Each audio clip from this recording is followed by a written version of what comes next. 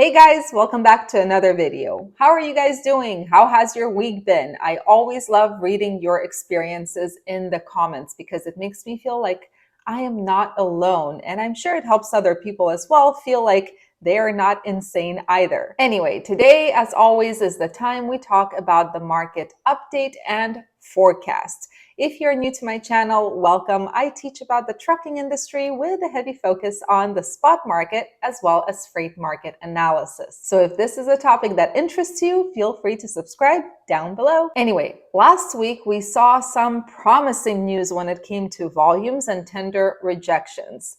What about this week? Please do not hurt the messenger. Ready? Let's go. As always, we're going to start with the general data first. What is going on in the freight market? And we look at volumes versus rejections. But before we do that, this time I'm going to talk about where Sonar gets the data from. For those of you who don't know, Sonar has a ton of data on the market and you can create so many different charts. It's insane. The comment I keep on getting is that volume data is inaccurate because the loads that are posted on the load board are reposted several times sometimes, which is true. But the thing is, it's not from the load board, this data. So this is where Sonar gets its information from. Electronic tenders, TMS, ELD, fuel purchasing systems, bills of lading, customs and border protection, and telematics.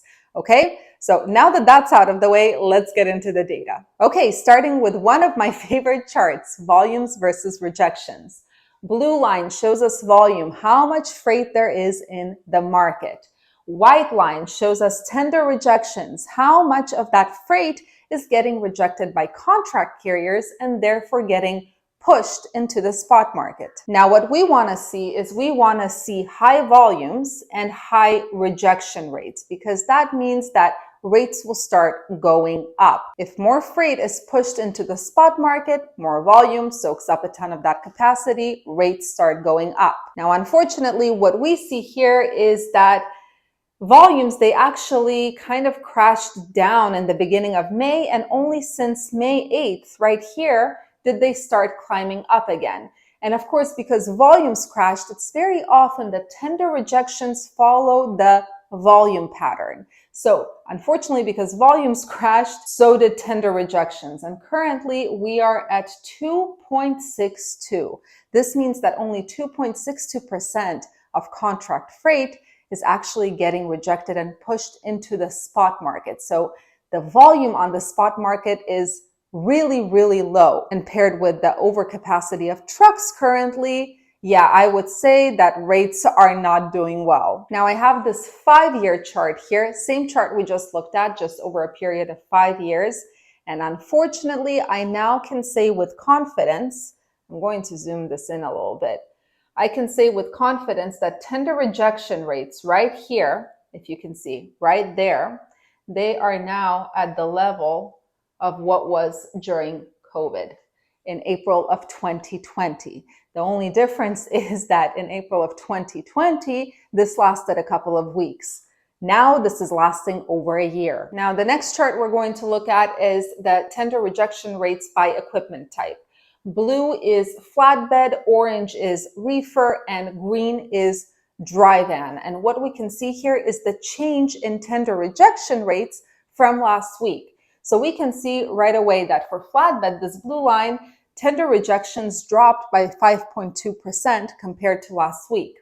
Reefers actually went up by 1.1%, which is, it's nice because for the past few weeks, I think they have been going down. Dry vans dropped by 17% from last week, so not great. Now, if we look at the same chart, but from the beginning of the year, year to date, we can see that flatbeds actually went down by 33% when it comes to tender rejections.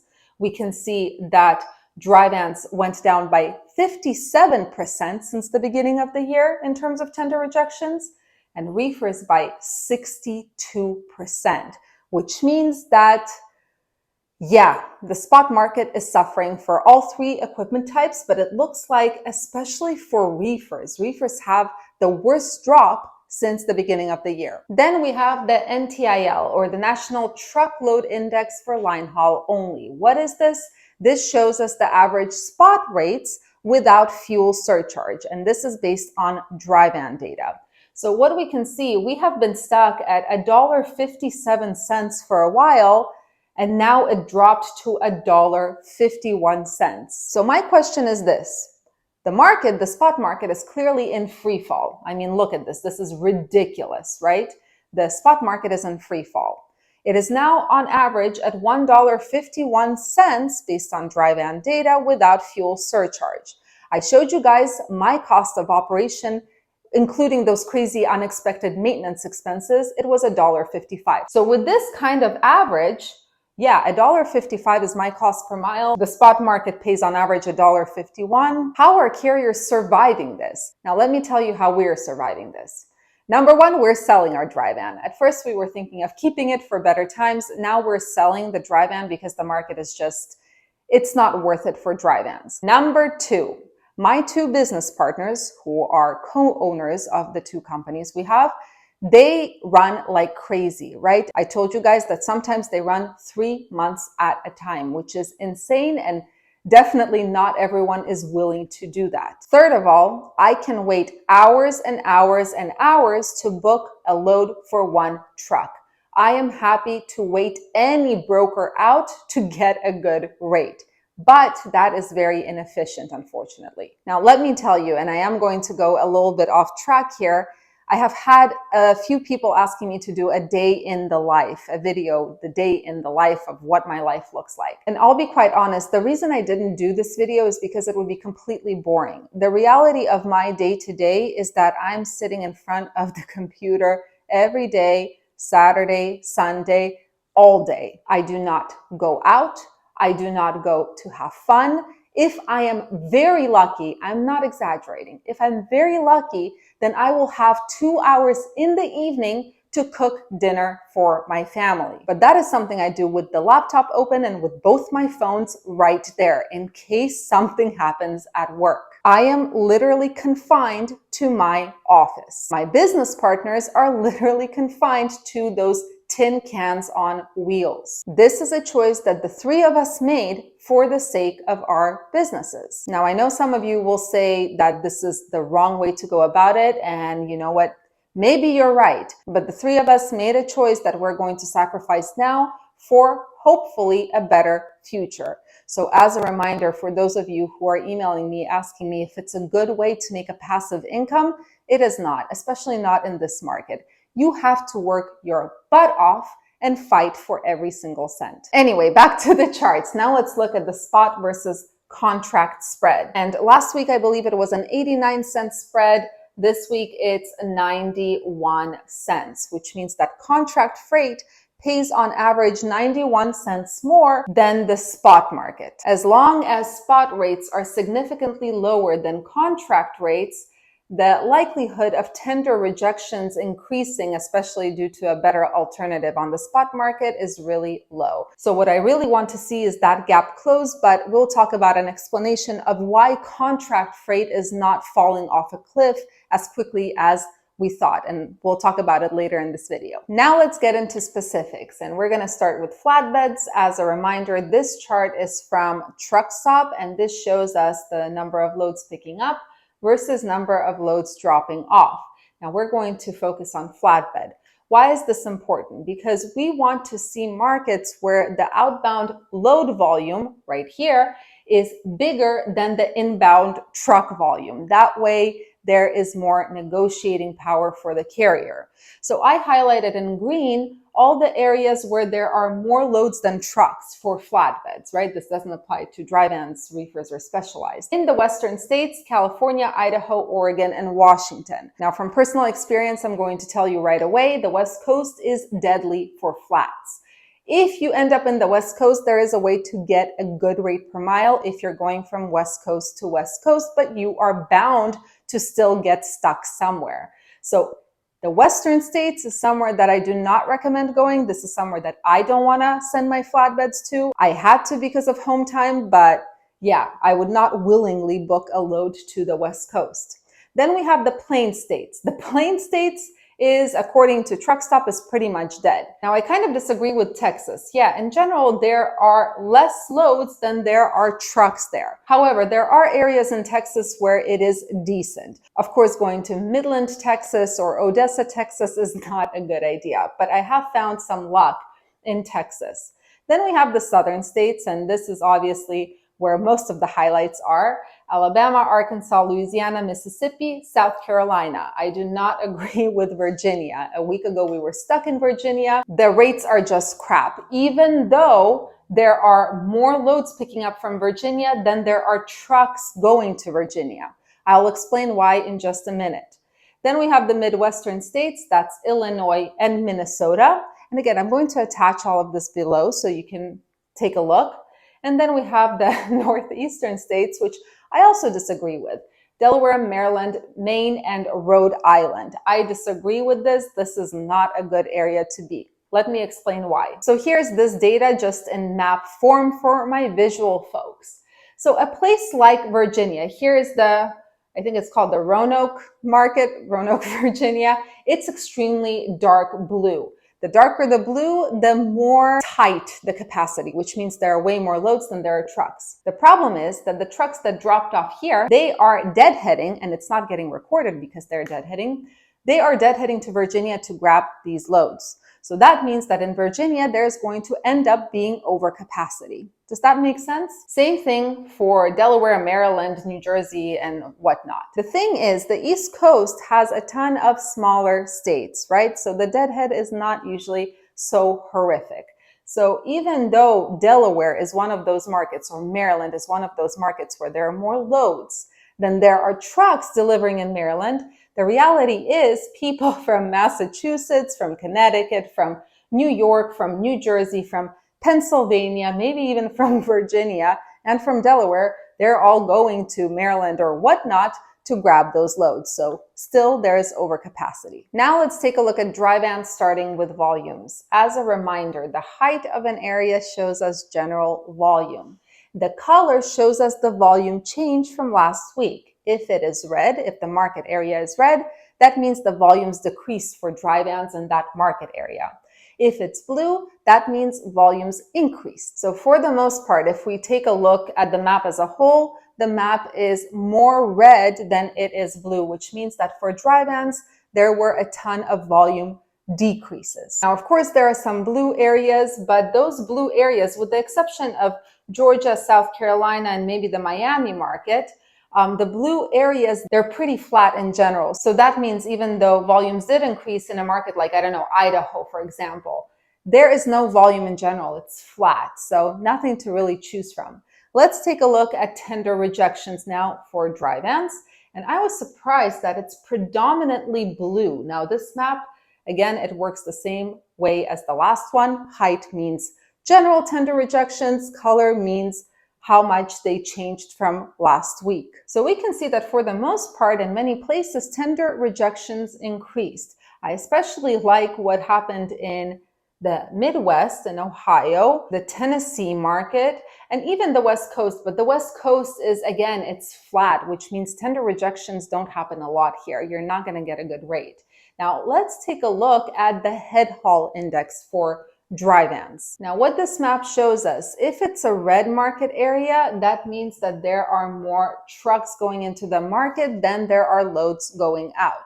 If the market area is blue, like California, Fort Worth, whatnot, that means that there are more loads that are coming out of that market area than there are trucks going in. Now, what I can see is that with the exception of Southern California, the tightening of capacity, meaning more loads than there are trucks, are happening on the eastern part of the US, eastern portion of the US. So basically, this is where dry vans will have more negotiating power relative to other places. Now, let's take a look at where you have to go. I know that usually I label these maps with places that have a tender rejection over 10%.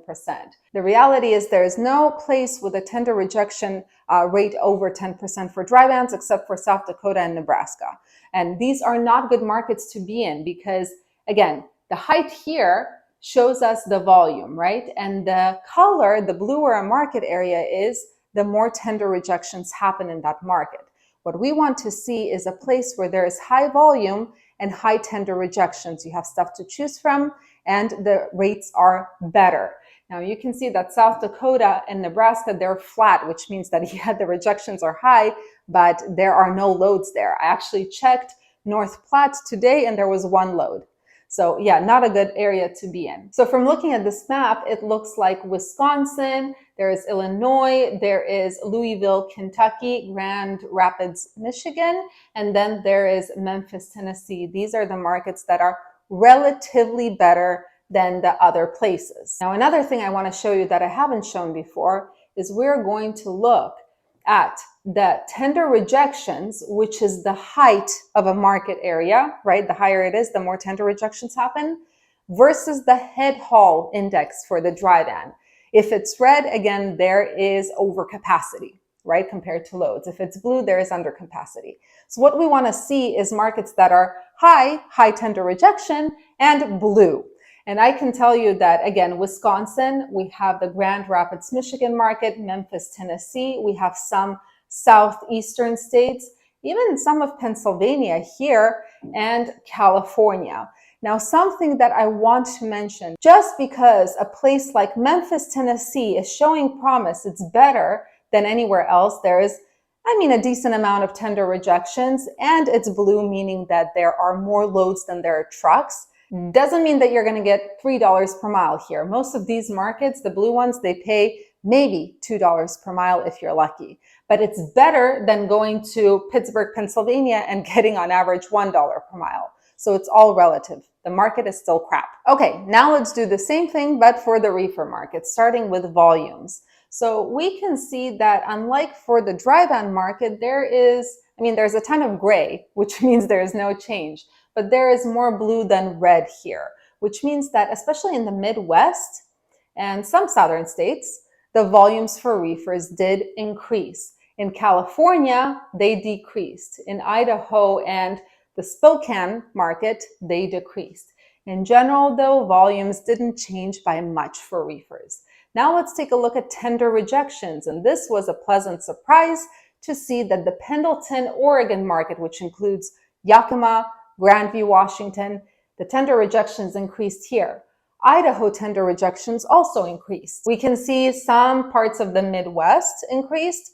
Texas decreased. Michigan had a nice increase here. But in general, I'm really happy to see that there was an increase here. There's produce. Now let's take a look at the reefer head haul index to understand capacity. And we can see it's not as bad as for dry vans. We can see that California has tighter capacity, more loads than there are trucks. I have a feeling I know what is going on there, and I'm going to share it with you guys when I know for sure that it has to do with the AB5 law. I'm going to let you know once I find out from the Labor Commissioner's office. I am onto something here. Next, we have Idaho that has tighter capacity. Midwest is pretty decent, the Fort Worth area. So again, a little bit more decent than for the dry van. So where do you go if you have a reefer? And again, while I usually label these, I decided not to because there are not a lot of markets that have a tender rejection over 10%. Pendleton, Oregon, I believe, has a tender rejection over 10%. Where do I recommend going from this map? Again, height shows volumes. The color shows tender rejections. The Pendleton market, Idaho looks like it's doing well. Fort Worth, there is Michigan, there's Iowa, maybe a little bit of South Dakota, although Sioux Falls, South Dakota, the volume is very small. It's not as horrible as it was for the dry vans, but still it's very small volume. But now I want to show you again the tender rejection versus head haul index for the reefer. As a reminder, the higher the place, the more rejections happen, which usually signal higher spot rates. And the bluer a place, that means there is more tight capacity, more loads than there are trucks. Red means low capacity. And again, the Yakima, Grandview, Pendleton, Oregon market is decent. Idaho is interesting. California has, again, as we saw before, has tighter capacity, but not a ton of tender rejections. And then there is Nebraska, Minnesota, Iowa, basically some of the Midwest, and some, maybe a small portion in Pennsylvania. Although again, the proximity to bad areas Unfortunately, that causes overcapacity because a ton of people deadhead everywhere. Now, again, as a reminder, does this mean that you're going to be getting $3 per mile out of an area like Idaho or Washington or whatnot? No, it doesn't mean that, at least not always. But it means that at least you're not going to be averaging the $1.20 to $1.60 per mile you would be getting from Columbus, Ohio. Finally, we're going to finish this up with diesel prices. And first, I like to show this chart, the diesel truck stop actual price per gallon. And we're still going down on a national level, currently averaging at $4.10 or 11 cents per gallon if we're averaging up. So this is good news. If we look at this chart, it is all red, which means that from last week, pretty much everywhere in each market, diesel prices fell. And this is amazing. The question is this enough to keep carriers in business? Probably not. So unfortunately, not the greatest news this week. Spot rates are still on their way down. The tender rejection rate is at the April 2020 level. And I dare say it's the lowest it has been pretty much in 5 years. And that's saying something. Yesterday, a Freightwaves article came out talking about how trucking might maybe become less volatile in the future. And when you read this article, it's truly insane. Now, I'm going to read this to you. An executive at a large consumer packaged goods firm who asked not to have his company name published said rates for trucking services at his company declined by 5% this year compared to last year. This relatively modest cut was on purpose. I mean, it was a cut, but yeah, 5% is not horrid. He said the more trucking companies that get forced out by low rates, the more likely we'll see another massive upsurge in freight costs in several years. Now, he continues to say, if you look at the operating costs of a carrier, a lot of rates are eroding margins to the point of forcing some carriers out of the business. We want to avoid that. The minute carriers and drivers start to leave, the supply and demand curve starts to flip very dynamically. It's basic economics. At the end of the day, when you have more demand than supply, you start to get into a price war. Basically, there's an argument within this article saying that the reason contract rates have not plummeted down the way we all expected them to is because some shippers understand that driving out trucking companies is going to eventually bite them in the behind. So for those of you who are constantly preaching about the contract market and saying that you should not work off the spot market, you have to do contract in order to make money, you are correct. However, then there are those vengeful shippers. Listen to this. Given elevated freight costs through much of the pandemic, some shippers are taking the chance to get some relief on their transportation budget. One supply chain executive in the home building vertical told Freightwaves that he's seen truckload rates on one major lane fall from $5,000 to $6,000 2 years ago to $1,500 to $2,500 today. And then this guy says, it's almost a race to the bottom in some ways. They're just trying to fill their trucks with business right now. We are going for blood, the supply chain executive told Freightwaves. They stuck it to us for 2.5 years and it's payback time. So if you're still wondering why, what, how could this happen? Well, it's pretty clear. Number one, there are way more trucks than there are loads in the market currently. Number two, some shippers are clearly trying to get back at carriers for the boom in 2020 and 2021. Number three, brokers take a ton off the top of each load, regardless of the fact that some shippers are cutting rates like crazy. I will attach a link to this article down below for you guys to read. Now, I know a ton of you are patiently waiting for me to release the numbers on carriers. What is happening with carriers? Are they leaving the industry? How many are entering? Are they staying put? And I promise next week, Monday or Tuesday, probably Tuesday, I'm going to release a video talking about macroeconomics affecting this industry. And we're going to look at how many carriers entered and left the market. Anyway, guys, thank you so much for watching. I hope that this video was helpful to you, your operations, and I'm wishing each and every one of you continued patience in this craziness. and a wonderful weekend. I'll see you guys in the next video.